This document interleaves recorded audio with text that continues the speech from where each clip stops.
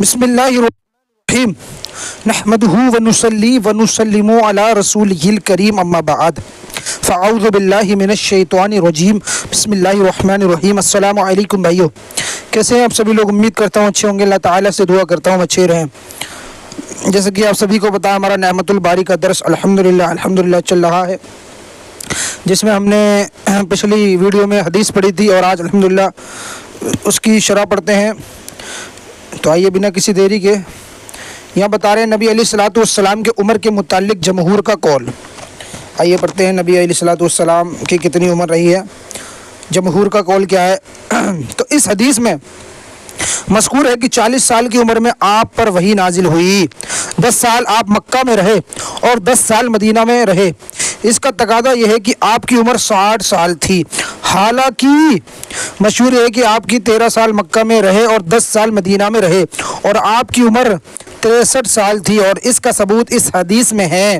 حدیث کون سی ہے؟ وہ حضرت ابن عباس رضی اللہ تعالی عنہ بیان کرتے ہیں کہ رسول اللہ صلی اللہ علیہ وسلم 40 سال کی عمر میں مبعوث کیے گئے، بس آپ 13 سال مکہ میں رہے، آپ پر وحی نازل ہوتی رہی، پھر آپ کو ہجرت کا حکم دیا گیا، پھر 10 سال آپ ہجرت کی سرزمین میں رہے اور جس وقت آپ کی وفات ہوئی تو آپ کی عمر 63 سال تھی۔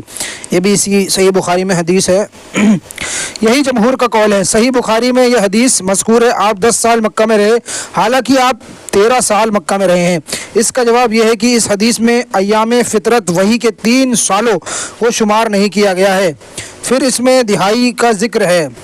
جو یہاں پر 60 سال کی عمر بتائی جا رہی ہے تو اس کے بارے میں بتا رہے ہیں، یہاں پر ایام فطرت وحی کے 3 سالوں کو شمار نہیں کیا گیا، پھر اس میں دہائی کا ذکر ہے اور اکائی اور کسر کے 3 سالوں کو حذف کر دیا۔ حدیث بیان کر رہے ہیں امام بخاری۔ ہمیں عبداللہ بن یوسف نے حدیث بیان کی، انہوں نے کہا ہمیں امام مالک بن انس نے خبر دی۔ امام مالک جو ہیں موطا امام مالک، الربی بن ابی عبد الرحمن از حضرت انس بن مالک رضی اللہ تعالی عنہ بیان کرتے ہیں کہ انہوں نے سنا ہے کہ رسول اللہ صلی اللہ علیہ وسلم بہت لمبے قد کے نہیں تھے اور نہ بہت پست قد کے تھے۔ آپ کا رنگ میدا کی طرح سفید تھا، نہ گندمی رنگ تھا، اور آپ کے بال نہ سخت گھنگرالے تھے اور نہ بالکل سیدھے لٹکے ہوئے تھے۔ اللہ تعالیٰ نے آپ کو 40 سال کی عمر میں مبعوث فرمایا، پس آپ مکہ میں 10 سال رہے اور مدینہ میں 10 سال رہے، پھر اللہ تعالیٰ نے جس وقت آپ کو وفات دی اس وقت آپ کی سر اور داڑھی میں 20 بال بھی سفید نہیں تھے۔ اس حدیث کی شرح ابھی گزری ہے۔ اللہ، اگلی حدیث بیان کریں امام بخاری۔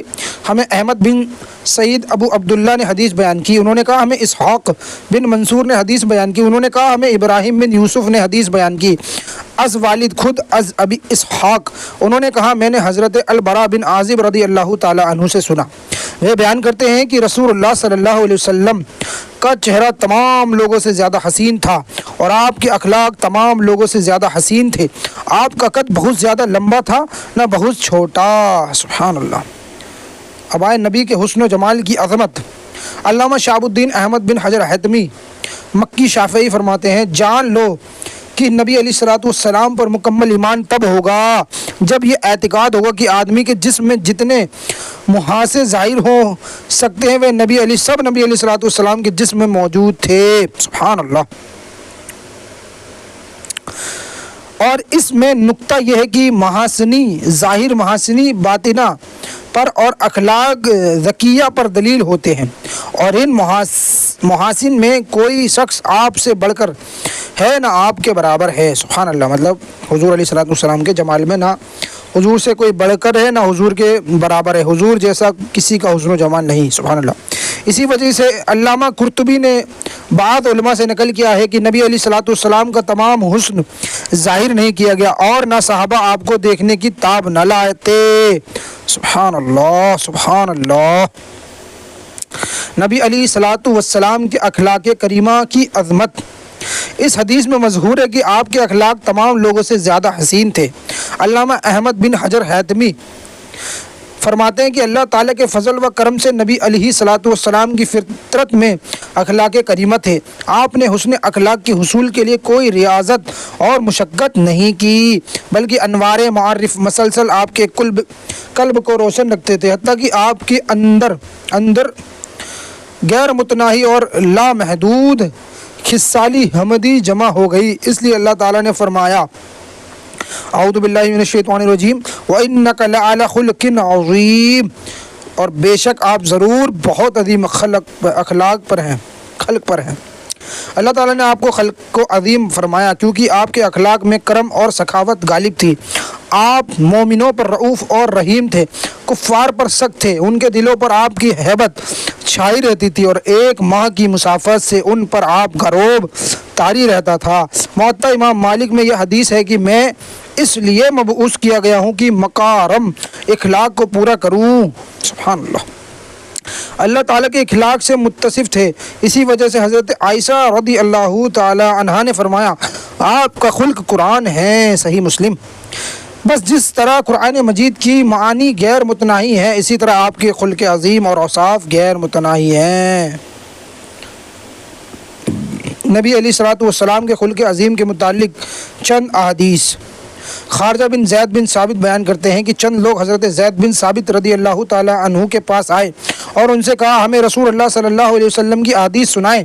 انہوں نے کہا میں تمہیں کیا بتاؤں، میں رسول اللہ صلی اللہ علیہ وسلم کے پڑوس میں رہتا تھا، جب آپ پر وحی نازل ہوتی تو آپ مجھے بلواتے، بس میں آپ کے لیے وحی لکھتا، پھر جب ہم دنیا کا ذکر کرتے تو آپ ہمارے ساتھ دنیا کا ذکر کرتے، اور جب ہم آخرت کا ذکر کرتے تو آپ ہمارے ساتھ آخرت کا ذکر کرتے، اور جب ہم طعام کا ذکر کرتے تو آپ بھی ہمارے ساتھ طعام کا ذکر کرتے۔ طعام مطلب کھانا۔ اس حدیث میں یہ دلیل ہے کہ نبی علیہ الصلوۃ والسلام کا خلق کامل تھا۔ آپ اپنے اصحاب کے ساتھ حسن معاشرت کے ساتھ رہتے اور ان پر انتہائی لطف فرماتے تھے تاکہ وہ آپ کے پاس آتے رہیں۔ آپ دنیا اور طعام کا ذکر کرتے اور اس کے ساتھ فوائد علمیہ بیان فرماتے، اور اس میں یہ بھی دلیل ہے کہ بڑے آدمی کو چھوٹوں کے ساتھ امور مباحہ میں بھی مشغول ہونا چاہیے، امور مباحہ میں بھی مشغول ہونا چاہیے۔ اگلی حدیث حضرت انس بن مالک رضی اللہ تعالیٰ عنہ بیان کرتے ہیں کہ میں نے رسول اللہ صلی اللہ علیہ وسلم میں 10 سال رسول اللہ صلی اللہ علیہ وسلم کی خدمت کی، آپ نے مجھے کبھی سے اف تک نہیں کہا، سبحان اللہ سبحان اللہ، اور میں نے کوئی کام کیا ہو تو آپ نے یہ نہیں فرمایا تم نے یہ کام کیوں کیا، اور کبھی کسی کام کو چھوڑ دیا ہو تو یہ نہیں فرمایا تم نے اس کو کیوں چھوڑا۔ اللہ اکبر، سبحان اللہ سبحان اللہ۔ اور رسول اللہ صلی اللہ علیہ وسلم کا خلق تمام لوگوں سے زیادہ حسین تھا، اور کوئی رشیم رسول اللہ علیہ الصلوۃ والسلام کے ہاتھ سے زیادہ ملائم نہیں تھے، سبحان اللہ۔ اور رسول اللہ صلی اللہ علیہ وسلم کے پسینے سے کوئی مشک اور عطر خوشبو دار نہیں تھا، سبحان اللہ۔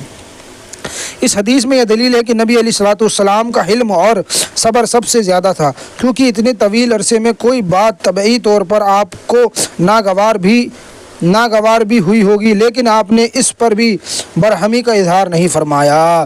اور اس میں حضرت انس کی بھی فضیلت ہے کہ انہوں نے اتنے طویل عرصے میں کوئی خلاف شرع کام نہیں کیا، ورنہ آپ خلاف شرع کام پر سکوت نہیں فرماتے تھے اور ضرور اس کی مذمت فرماتے تھے۔ اگلی حدیث حضرت عائشہ صدیقہ رضی اللہ تعالی عنہا بیان کرتی ہیں کہ رسول اللہ صلی اللہ علیہ وسلم طبعاً بے حیائی کی اور کبھی باتیں کرتے تھے، نہ تکلف سے اور نہ بازاروں میں، اور اونچی آواز سے بات کرتے تھے، اور نہ برائی کا بدلہ برائی سے دیتے تھے، لیکن معاف کر دیتے تھے اور درگزر کرتے تھے۔ سبحان اللہ، آقا کتنے پیارے تھے آپ۔ نبی علیہ الصلوۃ والسلام کے معاف کرنے کی یہ مثال کافی ہے کہ جن کافروں نے غزوہ احد میں آپ کے سامنے سبحان اللہ کی 4 دانت شہید کر دی اور آپ کا چہرہ خون آلود کر دیا، آپ نے ان کو معاف کر دیا۔ آپ نے ان کافروں کے خلاف دعا نہیں کی کیونکہ بدلہ لینا آپ کا حق تھا، اور غزوہ خندق میں جن کافروں کی وجہ سے نماز قضا ہوئی ان کے خلاف دعا کی اور دعا کی، اے اللہ جنہوں نے ہم کو نماز وسطی نماز عصر سے مشغول رکھا، ان کے بیٹوں کو اور ان کی قبروں کو آگ سے بھر دے۔ یہاں آپ نے ان کے خلاف اس لیے دعا کی کہ اللہ تعالیٰ کا حق تھا۔ اللہ اپنے حق کے لیے انہوں نے کبھی، میرے آقا مولا نے کبھی بھی کسی سے بدلہ نہیں لیا بلکہ اللہ کے حقوق کے لیے لیا۔ حضرت ابو ہریرہ رضی اللہ تعالیٰ عنہ بیان کرتے ہیں کہ حضرت طفیل بن عمرو رسول اللہ صلی اللہ علیہ وسلم کے پاس آئے اور کہا یا رسول اللہ، دوست نے اللہ تعالیٰ کی نافرمانی کی ہے اور اسلام لانے سے انکار کیا ہے، آپ ان کے خلاف دعا کیجیے۔ لوگوں کا گمان تھا کہ اب آپ ان کے خلاف دعا کریں گے۔ آپ نے دعا کی، اللہ اے اللہ دوست کو ہدایت دے اور ان کو یہاں لے، سبحان اللہ، یہاں لے آ۔ اگلی حدیث حضرت ابو ہریرہ رضی اللہ تعالیٰ عنہ بیان کرتے ہیں کہ ایک شخص نے نبی علیہ الصلوۃ والسلام کے پاس آ کر اپنے قرض کا تقاضا کیا اور بہت سخت باتیں کی۔ آپ کے اصحاب نے اس کو مارنے کا ارادہ کیا۔ آپ نے فرمایا اس کو چھوڑ دو، جس کا حق ہوتا ہے اس کو بات کرنے کی گنجائش ہوتی ہے، سبحان اللہ۔ حضرت عبداللہ بن سلام رضی اللہ تعالیٰ عنہ بیان کرتے ہیں کہ جب اللہ تبارک و تعالیٰ نے زید بن ثانہ یہودی عالم کو ہدایت دینے کا ارادہ فرمایا تو زید بن ثانہ نے کہا، نبوت کے تمام علامتوں کو میں نے سیدنا محمد صلی اللہ علیہ وسلم کے چہرے میں پہچان لیا۔ جب بھی میں نے ان کے چہرے کی طرف دیکھا سو ان دو علامتوں کو میں نے ان میں نہیں پایا۔ ایک یہ کہ نبی کا حلم اس کے غضب پر غالب ہوتا ہے، دوسرا یہ کہ غضب کی شدت بھی اس کے حلم کو زیادہ کرتی ہے۔ بس میں کسی ہیلے سے ان علامتوں کو بھی آزماؤں گا۔ ایک دن رسول اللہ صلی اللہ علیہ وسلم حجرات سے باہر نکلے اور آپ کے ساتھ حضرت علی رضی اللہ تعالیٰ عنہ بھی تھے۔ آپ کے پاس ایک مرد اپنی سوار پر آیا، وہ عرابی اور بدوی کی طرح تھا۔ اس نے کہا، یا رسول اللہ، بنو فلاں کی بستی کے لوگ مسلمان ہو چکے ہیں اور بارش نہ ہونے کی وجہ سے وہ لوگ سخت قحط میں مبتلا ہیں۔ یا رسول اللہ، مجھے یہ خطرہ ہے کہ وہ لوگ طعام کی لالچ میں اسلام سے نکل جائیں گے، اگر آپ مناسب سمجھے تو ان کی مدد کر دیں۔ تو رسول اللہ صلی اللہ علیہ وسلم نے اپنی طرف کھڑے ہوئے ایک مرد کی طرف دیکھا، میرا گمان ہے کہ وہ حضرت عمر رضی اللہ تعالیٰ عنہ تھے۔ انہوں نے کہا، یا رسول اللہ، اس مال میں سے کچھ بھی نہیں بچا۔ زید بن ثانہ نے کہا، پھر میں نے آپ کے قریب ہوا اور میں نے کہا، یا محمد صلی اللہ علیہ وسلم، آپ کا کیا خیال ہے؟ آپ فلاں کے باغ سے ایک مدت معین کا ادھار پر کھجور خرید لیں۔ آپ نے فرمایا، نہیں اے یہودی، لیکن میں تم سے ایک مدت معین کے ادھار پر کھجور خریدوں گا اور میں فلاں کے باغ کا نام نہیں لوں گا۔ میں نے کہا، ٹھیک ہے یا رسول اللہ صلی اللہ علیہ وسلم، مجھ سے ادھار کھجور خرید لیں۔ بس میں نے اپنی ہتھیلی کھول کر ان کھجوروں کے عوض آپ کو 80 مثقال سونا دیا کہ آپ مجھے فلاں تاریخ کو اتنے کھجور دے دیں گے۔ آپ نے وہ 80 مثقال اس بدوی کو دے دیے اور فرمایا، جلد جا کر ان قحط زدہ لوگوں کی مدد کرو۔ زید بن ثانہ نے کہا، ابھی ان کھجوروں کی ادائیگی میں 2-3 دن رہے تھے، رسول اللہ صلی اللہ علیہ وسلم ایک انصاری کی نماز جنازہ پڑھانے کے لیے نکلے۔ آپ کے ساتھ حضرت ابو بکر، حضرت عمر، حضرت عثمان اور چند دیگر صحابہ رضی اللہ تعالی عنہم بھی تھے۔ جب آپ نے نماز جنازہ پڑھائی تو آپ ایک دیوار کے پاس بیٹھ گئے۔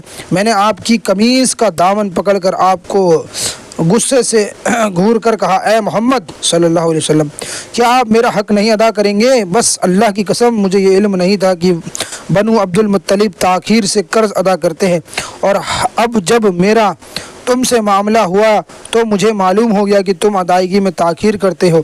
اللہ۔ اور میں نے حضرت عمر کی طرف دیکھا، ان کی آنکھیں ان کے چہرے میں چکی کی طرح گردش کر رہی تھی، اور انہوں نے غصے میں مجھے گھور کر کہا، اے اللہ کے دشمن، تو رسول اللہ صلی اللہ علیہ وسلم سے ایسی بکواس کر رہا ہے جو میں سن رہا ہوں؟ بس اس ذات کی قسم جس نے آپ کو حق کے ساتھ بھیجا ہے، اگر مجھے احتیاط کا فوت ہونے کا خطرہ نہ ہوتا تو میں اپنی تلوار سے تیری گردن اڑا دیتا ہی۔ اور رسول اللہ صلی اللہ علیہ وسلم اطمینان اور سکون سے حضرت عمر کی طرف دیکھ رہے تھے۔ سبحان اللہ۔ آپ نے فرمایا، اے عمر، ہمیں تم سے اس کے علاوہ کسی اور بات کی توقع تھی؟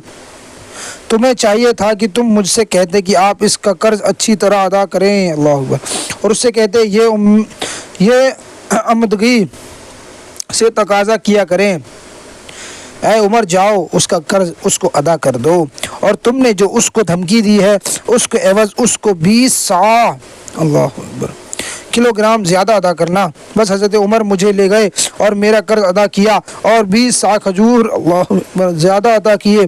میں نے پوچھا یہ اضافہ کیسا ہے؟ تو حضرت عمر نے بتایا کہ رسول اللہ صلی اللہ علیہ وسلم نے مجھے حکم دیا تھا میں نے تم کو جو دھمکایا ہے اس کے عوض تم کو 20 سا کھجور زیادہ ادا کروں۔ میں نے کہا اے عمر کیا تم مجھے پہچانتے ہو؟ انہوں نے کہا نہیں۔ تم کون ہو؟ میں نے کہا میں زید بن ثانہ ہوں۔ انہوں نے پوچھا یہودی عالم ہو؟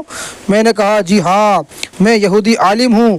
انہوں نے پوچھا پھر تم رسول اللہ صلی اللہ علیہ وسلم کے ساتھ اس قدر بدتمیزی کے ساتھ سخت باتیں کیوں کی تھی؟ میں نے کہا اے عمر میں رسول اللہ صلی اللہ علیہ وسلم کے چہرے کی طرف جب بھی دیکھتا تو میں آپ میں نبوت کی تمام علامتیں پا لیتا سوا 2 علامتیں کہ میں نے آپ میں یہ نہیں آزمایا تھا کہ آپ کا حلم آپ کے غضب پر غالب ہے اور شدت غضب سے بھی آپ کے حلم میں اضافہ ہوتا ہے، سو آپ نے سبحان اللہ ان دونوں باتوں کو آزما لیا۔ بس اے عمر میں آپ کو گواہ کرتا ہوں کہ میں اللہ کو رب مان کر اور اسلام کو دین مان کر اور سید محمد صلی اللہ علیہ وسلم کو نبی مان کر راضی ہوں اور میں بہت مالدار ہوں اور میرا نصف مال سیدنا محمد صلی اللہ علیہ وسلم کی امت پر صدقہ ہے۔ حضرت عمر نے کہا آپ کی کچھ امت پر صدقہ کر دو کیونکہ کل امت پر تم صدقہ نہیں کر سکو گے۔ میں نے کہا چلو کچھ امت پر۔ پھر حضرت عمر حضرت زید دونوں رسول اللہ صلی اللہ علیہ وسلم کی طرف آئے تو حضرت زید نے کہا میں گواہی دیتا ہوں کہ اللہ تعالیٰ کے سوا کوئی عبادت کا مستحق نہیں اور بے شک محمد صلی اللہ علیہ وسلم اللہ کے بندے اور اس کے رسول ہیں۔ سبحان اللہ۔ سو آپ پر ایمان لائے اور آپ کی تصدیق کی اور رسول اللہ صلی اللہ علیہ وسلم کے ساتھ متعدد غزوات میں حاضر رہے۔ پھر انہوں نے غزوہ تبوک میں وفات پائی۔ وہ جہاد میں آگے بڑھنے والے تھے اور پیٹھ موڑنے والے نہ تھے۔ سبحان اللہ کیا واقعہ تھا ماشاء اللہ۔ رسول اللہ صلی اللہ علیہ وسلم کے خلق عظیم کی یہ صرف ایک مثال نہیں ہے بلکہ ایسی بہت سی مثالیں ہیں۔ سراقہ بن مالک نے انعام کی لالچ میں ہجرت کی شب آپ کو قتل کرنے کے لیے آپ کا تعاقب کیا، پھر جب اس نے معافی مانگی تو آپ نے اس کو معاف کر دیا۔ اس نے کہا مجھے امان لکھ کر دے دیں تو آپ نے اس کو امان لکھ کر دے دی۔ سبحان اللہ۔ غور کیجئے رسول اللہ صلی اللہ علیہ وسلم اس شخص کو امان لکھ کر دے رہے ہیں جو 100 اونٹوں کی لالچ میں آپ کو قتل کرنے کے لیے نکلا تھا۔ عمیر بن وہب آپ کو قتل کرنے کے ارادے سے زہر میں نجی ہوئی تلوار لپٹی ہوئی تلوار لے کر مسجد نبوی میں داخل ہوا۔ آپ نے اس کو معاف کر دیا اور اس نے کلمہ پڑھ لیا، پھر وہ اسلام کے مبلغ بن گئے۔ عبداللہ بن ابی غزوہ احد میں اپنے 300 ساتھیوں کو لے کر لشکر سے نکل گیا تھا۔ اس نے آپ سے کہا تھا اپنے سواری دور کرو، مجھے اس سے بدبو آتی ہے۔ اللہ اس نے ایک غزوے میں کہا تھا مدینہ پہنچ کر عزت والے ذلت والوں کو نکال دیں گے معاذ اللہ۔ اس نے آپ کو حرم محترم سیدنا عائشہ صدیقہ رضی اللہ عنہا پر ناپاک تہمت لگائی، لیکن جب اس نے مرتے وقت کفن کے لیے آپ سے آپ کی قمیض مانگی تو آپ نے اس کو قمیض عطا کر دی۔ نماز جنازہ پڑھانے کی درخواست کی تو حضرت عمر کی شدید منع کرنے کے باوجود آپ نے اس کی نماز جنازہ پڑھائی۔ جب عبداللہ بن ابی کی شدید عداوت کے باوجود آپ نے اس کی نماز جنازہ پڑھائی تو آپ اس کے خلق عظیم کو دیکھ کر اس کے قوم کی 1000 آدمی اسلام لے آئے۔ سبحان اللہ۔ فتح الباری میں یہ واقعہ موجود ہے۔ ابو سفیان نے مدینہ پر متعدد بار حملہ کیے۔ فتح مکہ کے بعد جب اس نے معافی طلب کی تو آپ نے ان کو معاف کر دیا۔ بحثی نے آپ کے محبوب چچا سیدنا حمزہ رضی اللہ تعالی عنہ کو قتل کر دیا۔ ان کے جسم اتھر کے ٹکڑے کیے گئے۔ ہند نے ان کا کلیجہ کر چبایا۔ آپ نے وحشی کو بھی معاف کر دیا اور ہند کو بھی معاف کر دیا۔ اللہ سبحان اللہ۔ حبار بن اسود نے آپ کے صحاب زادی سیدنا زینب رضی اللہ تعالی عنہ کی پشت پر نیزہ مارا جس سے ان کا حمل ساکت ہو گیا۔ اس نے آپ کے پاس آ کر کلمہ پڑھا، آپ نے اس کا اسلام قبول کر کے اس کو معاف کر دیا۔ سبحان اللہ۔ آپ کی پوری سیرت ایسے ہی خلق عظیم سے عبارت ہے۔ اللہ تعالیٰ نے یوں نہیں تو نہیں فرمایا وَإِنَّكَ لَعَلَىٰ خُلُقٍ عَظِيمٍ، اور بے شک آپ ضرور خلق عظیم پر ہیں۔ سبحان اللہ۔ یہی آپ کا وہ خلق عظیم ہے جس کی وجہ سے پوری جزء نما عرب میں اسلام پھیل گیا۔ سبحان اللہ۔ اگلی حدیث امام بخاری روایت کرتے ہیں، ہمیں ابو نعیم نے حدیث بیان کی، انہوں نے کہا ہمیں حمام نے حدیث بیان کی، از قتادہ انہوں نے کہا ہم نے حضرت انس رضی اللہ تعالیٰ عنہ سے سوال کیا، کیا نبی علیہ الصلوۃ والسلام نے بالوں کو رنگا تھا؟ انہوں نے کہا نہیں، آپ کی کن پٹیوں میں کچھ سفیدی تھی۔ اللہ سبحان اللہ۔ نبی علیہ الصلوۃ والسلام کے بالوں کو رنگ اور نا رنگ کی احادیث میں تطبیق، تو انشاءاللہ یہ پڑھ لیتے ہیں، اس کے بعد ویڈیو کو اینڈ کرتے ہیں، ویڈیو بڑی ہو رہی ہے۔ علامہ محمد فضیل بن فاطمی شہبی الزہروی المغربی المکی المالکی المتوفی 1318 ہجری لکھتے ہیں، نبی علیہ الصلوۃ والسلام کی کن پٹیوں کے علاوہ سفید بال نہیں تھے، یعنی آنکھ اور کان کے درمیان، سو آپ کو بالوں کو رنگ کی ضرورت نہیں تھی۔ امام مسلم کی روایت میں ہے کہ نبی علیہ الصلوۃ والسلام نے اپنے بالوں کو نہیں رنگا، آپ نے نچلی ہونٹ کے نیچے اور کن پٹیوں میں اور سر میں متفرق بال سفید تھے۔ حافظ ابن حجر عسقلانی نے کہا کہ امام مسلم کی اس روایت سے اس حدیث کے ساتھ تطبیق ہو جاتی ہے کہ آپ کے نچلے ہونٹ کے نیچے کچھ بال سفید تھے۔ حافظ ابن حجر نے کہا کہ اس سے معلوم ہوا کہ جب انسان پر بڑھاپا آئے تو دوسری جگہوں کے بے نسبت اس کے نچلے ہونٹ کے نیچے زیادہ بال سفید ہوتے ہیں۔ اسماعیل میں مذکور ہے کہ حضرت ابو بکر رضی اللہ تعالیٰ عنہ نے کہا یا رسول اللہ، آپ بوڑھے ہو گئے ہیں۔ آپ نے فرمایا مجھے سورہ ہود، سورۃ الواقعہ، عما یتساءلون اور سورہ اذا الشمس کورت نے بولا کر دیا۔ اللہ اکبر۔